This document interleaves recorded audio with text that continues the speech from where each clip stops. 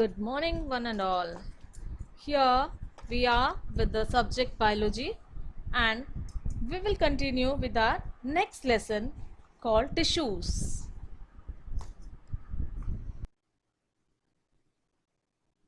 Look how this plant is growing month by month. This is due to a special type of tissue called meristematic tissue. And these tissues are rapidly dividing tissues. Plant growth occurs only at those points where these tissues are present. And the tips of the stem and the root, meristematic cells, are living, cubical and thin-walled. Each cell has a large nucleus.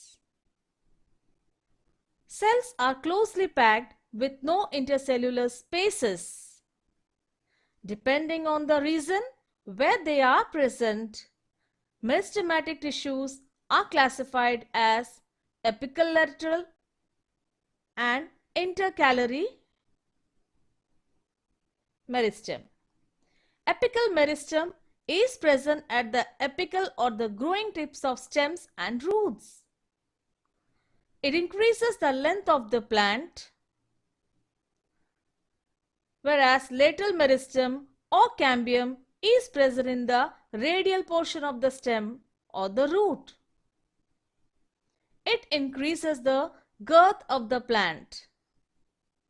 Intercalary meristem occurs at the base of the leaves or at the internodes. It helps to increase the length of the internode. Take a look at what eventually happens to meristematic tissues. Old meristematic tissues lose the capacity to divide and transform into permanent tissues. This process of taking up a permanent shape, size, and function is called differentiation. Permanent tissues can be simple or complex depending upon their structure and function. Simple permanent tissues include parenchyma, collenchyma, and sclerenchyma.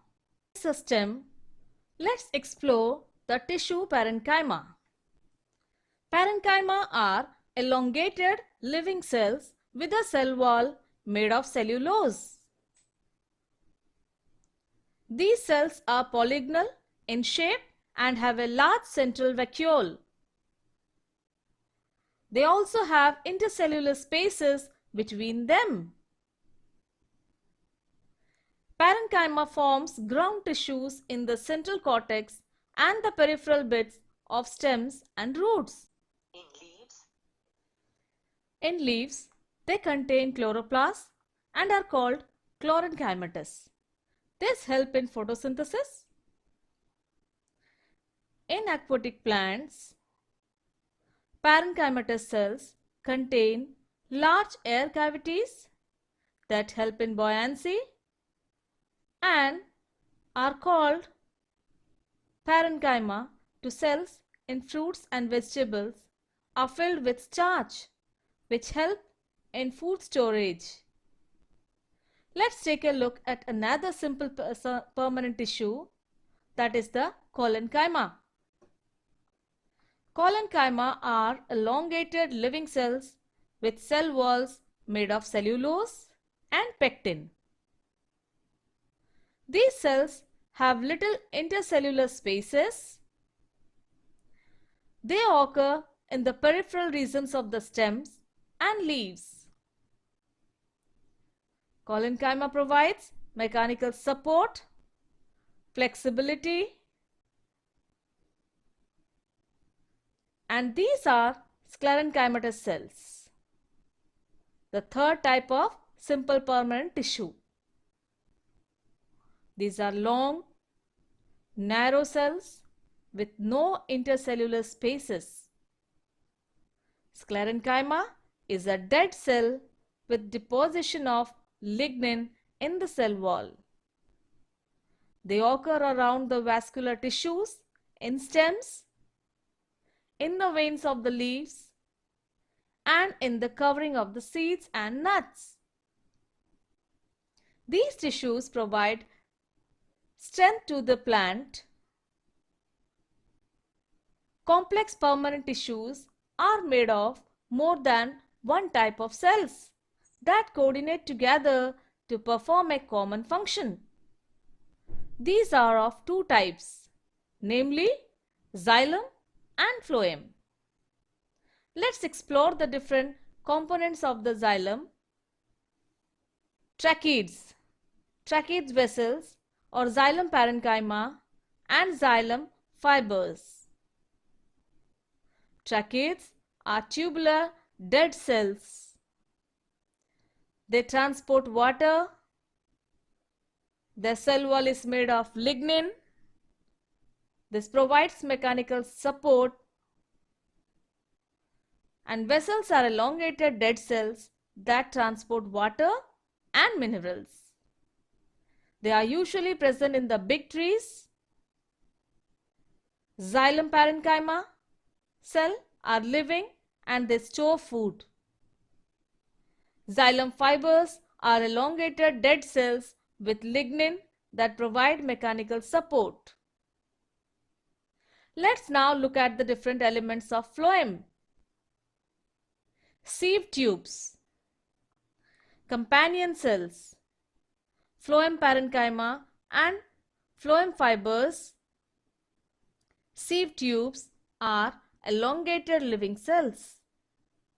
They transport sugar or food from the leaves to the stem and the roots. Companion cells help in conduction of food to sieve tubes. Phloem parenchyma store food. Phloem fiber provides mechanical support.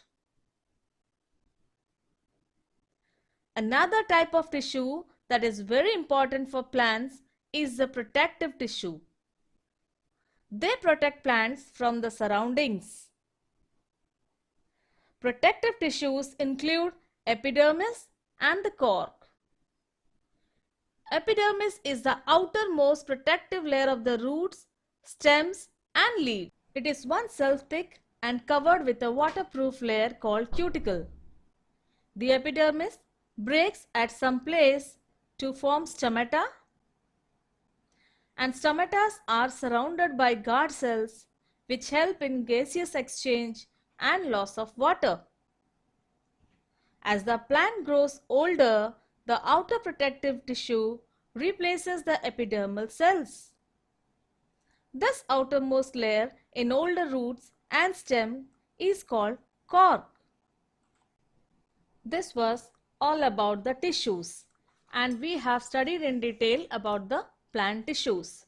So hope all would have understood, and please try to do the progress check. Go through the summary of plant tissues on page 26 of your textbook, and next class we will begin with the animal tissues. Thank you and have a nice day.